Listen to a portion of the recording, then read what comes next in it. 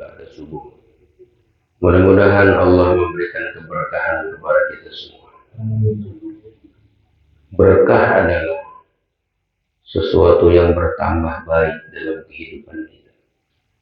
Meskipun dunia kita berlimpah ruah, segalanya diberikan mudah, namun itu semua tidak menghalangi kita untuk ibadah kepada Allah. Itulah namanya berkah. Tapi kalau kebaikan-kebaikan dunia menghalangi kita daripada melakukan kebaikan akhirat, maka enggak berkah.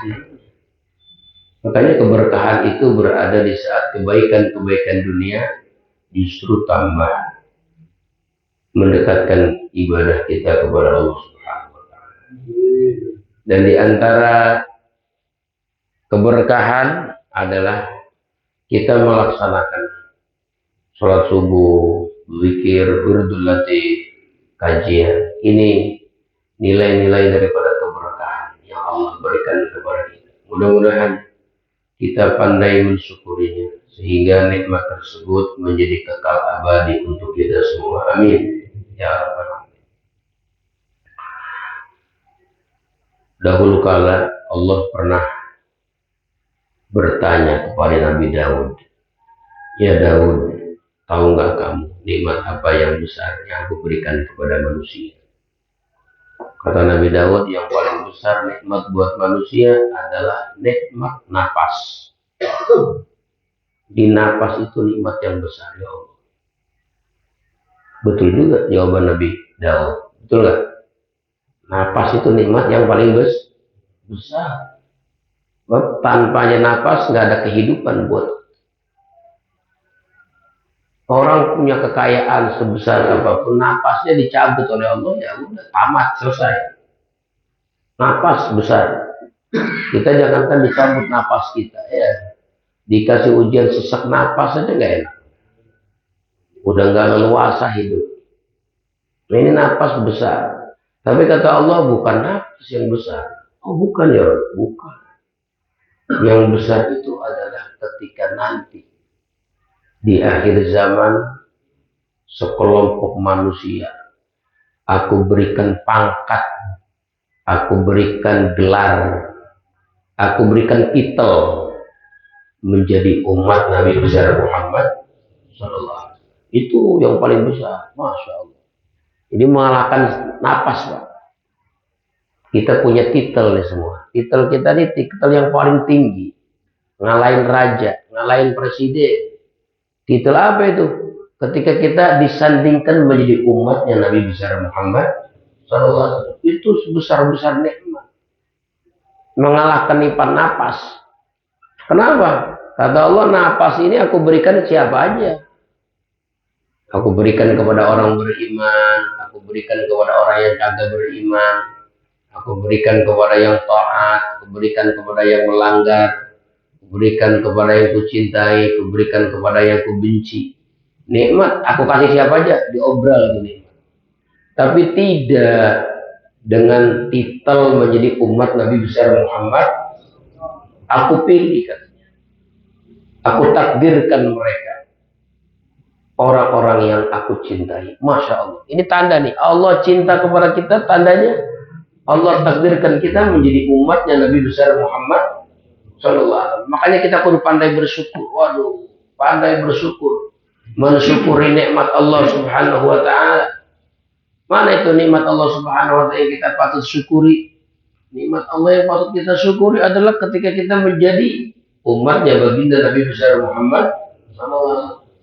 Makanya kata ulama, aduh kita nih kalau mau bayar jasa Nabi Muhammad nggak kebayar. Ini kata pengarang kitab Nasaihud Diniyah Al-Imam Qutbil Irsyad Habib Abdullah bin Al-Haddad mengatakan, seandainya bola matamu, katanya, ini bola mata kita nih, kita puter nih, kita jadiin roda untuk berjalan menuju Madinah, kuburan Nabi. Sampai di Madinah kita bilang, ya Rasulullah terima kasih, ya Rasulullah terima kasih, jasa-jasamu besar. Aku sudah tunaikan, aku sudah bayar, aku sudah penuhi dengan aku berjalan dengan bola mataku menuju Madinah. Kata beliau, belum kebayar katanya. Belum kebayar. Kenapa? begitu agungnya jasa-jasa baiknya Nabi Muhammad Sallallahu Alaihi Wasallam. Makanya kita wajib mencintai Nabi Muhammad. Kenapa kita wajib mencintai Nabi Muhammad? Karena dipastikan orang yang cinta kepada Nabi Muhammad SAW dipastikan akan masuk surganya Allah Subhanahu Wa Taala. Sholat kita banyak kekurangannya, puasa kita banyak cacatnya, ibadah-ibadah kita banyak aibnya, banyak kekurangannya kita. Ya, sholat kita kurang khusyuk, kurang maksimal, kurang tawajuh, puasa kita, haji kita, ibadah-ibadah kita. Kita berharap mudah-mudahan dengan adanya jalinan cinta kepada Nabi besar Muhammad Sallallahu Alaihi Wasallam ini bisa menjadi sebab apa yang Nabi pernah katakan, anta ma'aman ahbabaka. Jika ada orang pedusunan bertanya, ya Rasulullah kapan kiamat? Rasulullah tanya, punya persiapan apa kamu ngadepin kiamat? Ma'adatullah illa anni uhibbullah Rasulullah. Saya nggak punya persiapan apa-apa. Cuma saya cinta kepada Allah dan Rasul. Kata Nabi, anta ma'aman ahbabaka. Kamu ini akan bersama orang yang kamu cintai. Makanya kita dididik oleh guru-guru kita. Dididik di dalam pengajian. Dididik dalam peringatan maulid. Untuk dapat mencintai Nabi besar Muhammad. Untuk apa itu cinta Nabi Muhammad? Oh, mencintai Nabi Muhammad merupakan intisari agama. Merupakan asasuddi, fondasi agama. Usuluddin, intinya agama adalah mencintai Nabi besar Muhammad. Makanya itu perlu maulid kita. Kenapa harus perlu maulid? Tiap subuh kita baca maulid, kita nggak paham tuh artinya, nggak tahu maksudnya, nggak apa-apa, nggak tahu maksudnya, nggak paham artinya. Tapi dengan pembacaan maulid yang kita baca, itu akan turun rahmat Allah. Gudang-gudang rahmat bakal turun. Kenapa? Karena dikatakan inda dzikrus shalihin tanzilur rahmat. Ketika disebut satu saja orang soleh, maka bakal turun rahmat. Bagaimana kalau di masjid itu yang disebut bukan lagi orang soleh, tapi yang disebut rajanya orang soleh. Nabi Muhammad Sallallahu Alaihi raja yang turun keberkah, turun rahmat. Makanya perlu sekali Bapak kita mengadakan maulid, kita semangat. Nanti kita insya Allah maulid tanggal berapa? 18. Ini apa? November. Saya ingin memberikan spirit, memberikan semangat. Takut masih ada yang tanya-tanya buat apa sih maulid? Daripada maulid, mendingan juga nyantunin yatim, nyantunin fakir miskin. Ini omongan bahaya nih. Bener, orang awam nih kadang-kadang ya begitulah, nggak dekat sama ulama, nggak hadir ngaji. Jadi kadang-kadang ibadah orang tuh suka dipindah-pindahin dari satu ibadah yang satu menuju ibadah yang lain agar yang ibadah ini ditinggalin. Buat apa sih? Umroh melulu, ke Mekah melulu, mendingan juga nyatun yatim. Kita nggak tahu, siapa tahu dia punya kerinduan yang tinggi sama Nabi. Nggak sanggup kalau nggak umroh setahun sekali, harus berangkat. Cintanya sama Nabi. Bisa jadi begitu. Lah kan mendingan disantunin fakir miskin. Lagi sekarang Palestina lagi membutuhkan. Iya, nanti ada waktunya. Ada saatnya orang itu untuk memberikan santunan yatim, fakir. Tapi perlu juga ya umroh untuk ziarah makam Nabi, ngobatin rasa rindu. Perlu juga maulid. Begitu, jangan sampai itu ibadah di stop. Jangan sampai itu ibadah dihalang-halangi dengan dalil ada ibadah yang lebih sempurna, lebih bagus. Lebih sempurna dari mana? Justru kita tahu keutamaan nyantunin yatim, nyantunin fakir miskin. Itu dari sebab informasi yang disampaikan oleh Nabi kita Muhammad. Ya perlu kita mau itu. Begitu. Jadi jangan sampai ngomong begitu, bahaya. Jadi soalnya mau nyetop maulid, mau nyetop orang umroh, ziarah ke makam Nabi. Jangan, biarin aja. Nanti juga ada waktunya. Sebab ada orang, mungkin saya pernah cerita di sini atau belum saya cerita.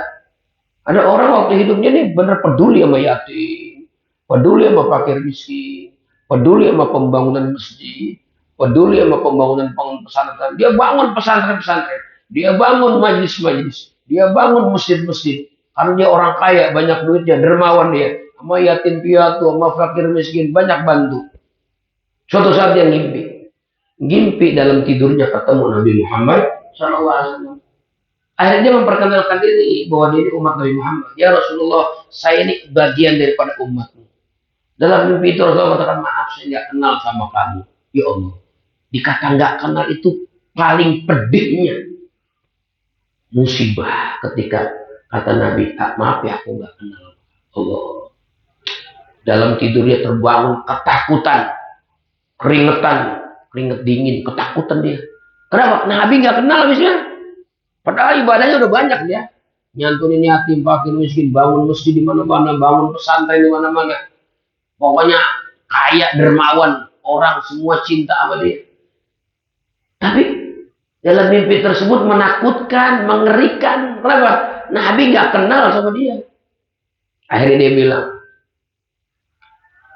harus ketemu ulama ini. Bangun tidur, harus ketemu. Berangkat ke ulama. Begitu berjumpa dengan ulama, dia curhat, dia nangis ketakutan. Apa kata ulama? Oh, barangkali kamu kurang sholawat sama Nabi. Wah, saya bukan lagi kurang sholawat, saya nggak demen sholawat. Mulut murid saya nggak demen. Wah, ini bahaya nih. Udah cepetan sekarang, banyakin baca sholawat. Sebab banyak sedekah, banyak nyantunin, banyak ya bantu-bantu masjid. Kalau nggak ta'aluk sama Nabi, ini nol besar nih. Waduh, bahaya nih, nol besar. Akhirnya mulai saat itu dia banyak baca sholawat. Dia ada maulid, dia bantu maulid. Udah singkat cerita, ini orang nggak lama kemudian dia mimpi lagi ketemu Nabi Muhammad SAW. Begitu dia ketemu Nabi Muhammad SAW, belum lagi dia ngomong aku saya umatmu, Rasulullah langsung bilang duluan. Apa kata Allah?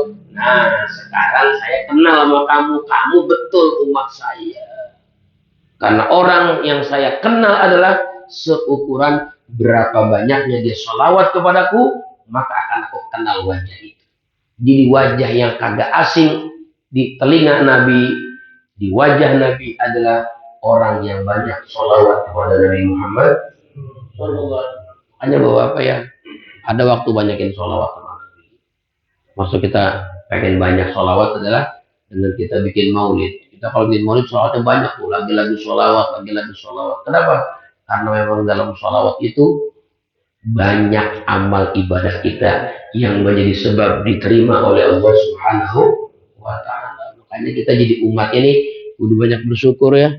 Alhamdulillah. Kita kalau itu nggak kita bayar, kita nggak kebayar tadi dengan roda mata kita, gimana cara bayarnya? Walhasil kita banyak bersyukur kepada Allah. Ada wiridan nih yang kalau kita baca akan melelahkan ya 40 hari, 40 subuh, nyatetnya malaikat kepada apa yang kita ucapkan. Ikutin ya. Bismillahirrahmanirrahim. Jazallahu anna sayyidana Muhammadan sallallahu alaihi wasallam ma huwa ahluh. Ini kita Pak untuk meminta kepada Allah, mudah-mudahan Allah Subhanahu wa Ta'ala memberi balasan yang memang ahli Nabi Muhammad untuk dibalas. Jasa-jasa yang begitu baik, kita nggak bisa balas. Kita hanya minta kepada Allah, mudah-mudahan Allah yang membalas jasa-jasa kebaikan Nabi besar Muhammad. Gitu ya. Hafal ya, coba. Jazallahu anna sayyidana Muhammadan sallallahu alaihi wasallam ma huwa ahlu. Lagi, jazallahu anna sayyidana Muhammadan sallallahu alaihi wasallam ma huwa ahlu. Itu artinya jazallah, semoga Allah membalas anak daripada kita semua yang udah dapat nikmat ya akan Nabi Muhammad SAW ma huwa ahlu, akan apa ya Nabi Muhammad ahli untuk dibalas. Mudah-mudahan dengan kalimat itu yang sering kita ucapkan setiap habis sholat lima waktu, ya. Mudah-mudahan Allah tambahkan derajat setinggi-tingginya untuk Nabi kita Muhammad Sallallahu Alaihi Wasallam. Jadi kalau pada pertemuan lalu kita membahas tentang keistimewaan Nabi Muhammad, nah sekarang kita mau ngomong sedikit daripada keistimewaan menjadi umatnya Nabi besar Muhammad Sallallahu Alaihi Wasallam. Apa itu keistimewaan umat Nabi Muhammad?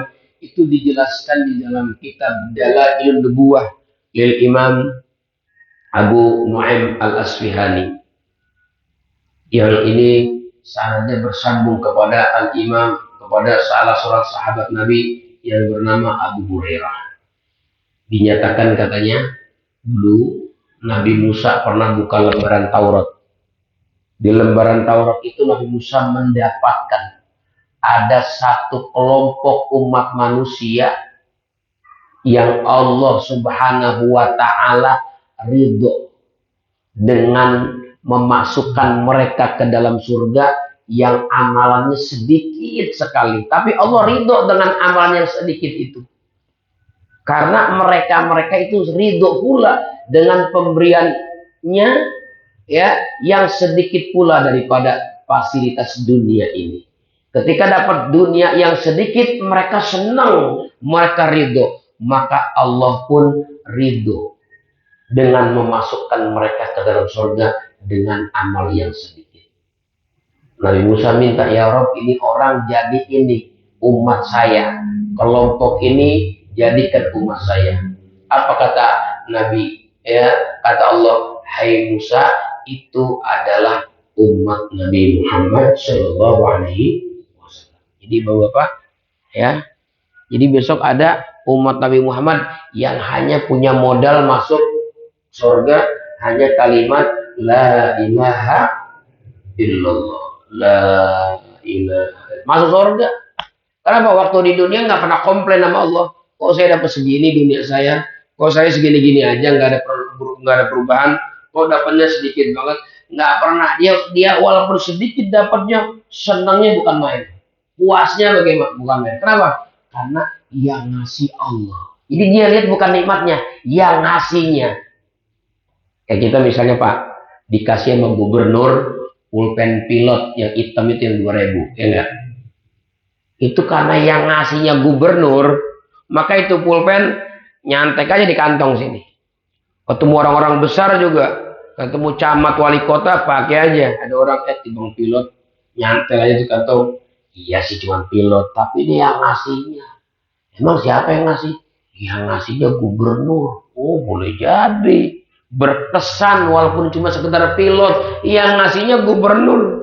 Kita dapat nikmat dunia sedikit banget, kecil banget, tetap gede di hati kita. Kenapa? Karena bukan lihat nikmatnya, yang ngasihnya Allah, gitu. Yang ngasihnya Allah, maka dia puas, dia senang, maka Allah pun akan puas, akan senang, gitu, ya, dengan memasukkan dia ke dalam surga meskipun punya la ilaha. Itu kalau kita baca Mudibah itu kan ada 3 kelompok tuh umat Nabi Muhammad, ya, sulusun katanya, ada sepertiga dari kelompok umat Nabi Muhammad itu nggak ada dosanya sama sekali, amal kebaikan semua, pada dan terdengar hisab, masuk surga tanpa hisab. Nah, ada lagi kelompok yang kedua, beramal soleh ada, bikin dosa juga ada juga. Kayaknya kita itu orangnya, ya, bener nggak? Kita bikin ibadah juga, bikin dosa juga. Kalau tadi kelompok pertama hidup nggak ada dosanya, ya Allah ada, ya ada. Ini ada, meninggal dunia punya amal bawa dosa juga. Begitu di hari kiamat, karena umat Nabi Muhammad diampuni dosa-dosa mereka, fayaghfaru lahum, diampuni dosa mereka, masuk surga. Bahkan yang lebih parah lagi, ada yang kelompok yang ketiga, sulusun sepertiga yang terakhir ini. Kenapa? Ya, mereka itu asrafu ala anfusihim. Mereka ini terlalu ngikutin hawa nafsu hidupnya. Kagak ada amal kebaikan, ngikutin nafsu aja. Ghairu annahum yashhaduna an la ilaha, cuma mereka punya amal itu 2 kalimat syahadat, yakin mantap di hatinya. Maka Allah katakan, aku nggak akan samakan orang yang punya 2 kalimat syahadat sama yang kagak punya sama sekali. Aku akan katakan kepada mereka, adkhilul jannata bi rahmati. Masuklah kalian semua ke surga dengan rahmatku. Masuk ke surga semua. Sebab apa? Sebab mereka adalah menjadi umatnya Nabi besar Muhammad Sallallahu Alaihi Wasallam. Maka kita bapak-bapak termasuk menjadi umat Nabi Muhammad, hendaklah kita banyak ridho ya dengan pemberian Allah yang sedikit daripada dunia. Yang namanya kita kadang-kadang orang yang tukang ngaji itu kan orang rajin ngaji, orang rajin ibadah. Itu kan di antara ujiannya dunianya dipersempit, didikitin itu. Iya, didikitin dunianya. Emang kenapa sih didikitin? Lah dunia ini racun, jadi racunnya jangan banyak-banyak. Kalau racunnya dibanyakin tertepar dia imannya. Makanya disekat sedikit. Mau ini dijaga, mau ini dihalangin, mau ini dihalangin. Ya dunia seperti itu dipersulit ya. Tapi dia semakin seneng aja gitu sama Allah. Kenapa? Karena yang ngasih Allah, bahkan dikit juga orang yang ngasih Allah model kayak saya, Allah masih perhatian juga ngasih. Udah saya ridho. Maka Allah pun akan ridho dengan memasukkan dia ke dalam surga dengan amalan yang sedikit. Makanya kalau kita betul-betul menjadi umat Nabi Muhammad, jangan banyak ngeluh, jangan banyak ngedumel, jangan kesel kalau jatah dunia kita sedikit. Kenapa? Karena kita udah dapat jatah yang jauh lebih besar. Apa itu? Menjadi umatnya Nabi besar Muhammad. Makanya wajah kita kudu cerah, kudu ceria, kudu senang. Kalau ditanya kenapa sih kamu senang terus, ceria terus, bagaimana saya nggak cerah, bagaimana saya nggak senang? Karena saya menjadi umatnya Nabi besar Muhammad SAW. Jadi mudah-mudahan ini di antara tanda yang pertama. Kemudian Nabi Musa baca lagi nih tanda yang kedua. Apa yang tanda kedua? Aku dapetin ada satu kelompok besok di padang mahsyar, dia punya wajah kayak bulan purnama terang benerang. Kata Nabi Musa, ya Rabbi yang ini aja dah jadi umat saya. Ini juga umatnya Nabi Muhammad Sallallahu Alaihi Wasallam. Dia punya wajah terang. Nanti kalau yang wajahnya terang di hari kiamat kayak bulan, itulah tandanya umat Nabi besar Muhammad. Punya amal apa? Itu punya amal bin asal wudu wasujud. Karena waktu di dunia ini sering wudu dia. Dari wudunya itu ada cahaya. Ghurran muhajjalin. Kalau basuh muka tuh ya dilebihin dari batasan wajib. Kan kalau batasan wajib dari kuping kanan ke kuping kiri nih, batasan air kesiram. Tapi dia lebihin sampai kuping-kupingnya kesiram. Waktu basuh muka nih, basuh muka kupingnya kesiram. Waktu basuh muka bukan cuma ubun-ubun palanya, di atas ubun-ubun rambutnya kesiram. Bukan cuma sampai ujung dagu, bawahnya nih bawah janggut kesiram juga sama air wudhu. Itu namanya disebut ghurran. Disebut apa? Ghurran, melebihi dari batasan wajibnya wudhu. Itu akan bercahaya. Muhajjalin, wudunya bukan cuma sampai sikut, dilewatin sampai lengan. Bukan cuma sampai mata kaki, ditaikin sampai betis. Akan bercahaya tangan dan kakinya. Itu adalah ciri di hari kiamat, ciri daripada umatnya Nabi Muhammad Sallallahu Alaihi Wasallam. Maka kita kalau sebagai jadi umat Nabi Muhammad, ayo sering-sering berwudu. Mau tidur, wudu. Apalagi mau sholat mah, ya mau tidur wudu. Terus banyakin sholat-sholat sunnah, biar banyak sujud kita, biar di hari kiamat kita termasuk tanda yang dibaca oleh Nabi Musa. Umat Nabi Muhammad bercahaya, dia punya wujudnya. Simahum fi wujuhihim min athari sujud, nampak di wajahnya bekas sujud. Nah inilah kita bikin maulid dalam rangka mensyukuri kepada Allah menjadi umat Nabi besar Muhammad. Berarti Nabi Muhammad buat kita nikmat bukan? Nabi Muhammad nikmat bukan? Kalau nikmat, ayo kita viralkan. Kata Allah, wa amma bi ni'mati rabbika fahaddits. Adapun dengan nikmat Tuhanmu, udah viralkan, ramaikan, syiarkan. Bagaimana caranya? Bikin maulid, bikin syiar Islam yang besar, yang luas. Panggil penceramah yang kenalin kita, yang jamah kita untuk lebih dekat lagi mengenal Nabi besar Muhammad. Sebab ini akan menjadi pertanyaan nanti di alam kubur. Nabi Muhammad akan didudukin di depan orang yang meninggal di dalam kubur. Ketika itu orang di kubur ditanya, "Hei fulan, kamu tahu nggak ini siapa?" Kalau orang yang suka maulid, suka sholawatan, akan dikasih ilham bahwa inilah Nabi Muhammad Shallallahu Alaihi Wasallam. Begitu ya. Jadi itu tanda-tanda tersebut banyak di dalam kitab Taurat. Mudah-mudahan yang singkat ini dapat menumbuhkan semangat kita, menambahkan kecintaan kita kepada Nabi besar Muhammad dan bertambah syukur kita kepada Allah di saat Allah jadikan kita orang Islam dengan sebab jasanya Nabi kita Muhammad Sallallahu Alaihi Wasallam. Mungkin ini bapak-bapak yang saya sampaikan karena saya ada acara di Cipadu ya, acara Arba'in juga, Maulid 40 hari. Orang-orang Cipadu tuh 40 hari bikin maulid keliling dari satu rumah ke rumah, satu rumah ke rumah. Gitu. Hari biasa, hari kantor, bikin maulid juga kayak begini. Sampai 40 hari. Ya, Masya Allah. Hari ini saya dapat undangan untuk ngisi acara maulid di Cipadu. Oleh karena itu, mohon maaf kalau ya pengajian ini lebih awal, ya stopnya gitu. Tapi mudah-mudahan tidak mengurangi rasa ilmu yang kita telah dengarkan tadi, sehingga kita pulang membawa kecintaan yang lebih besar lagi kepada baginda Nabi Muhammad sallallahu alaihi wasallam. Rabbana atina fid dunya hasanah wa fil akhirati hasanah wa qina adzabannar. Sallallahu alaihi Muhammadin wa ala alihi wasallam. Walhamdulillahi rabbil alamin. Assalamualaikum warahmatullahi wabarakatuh.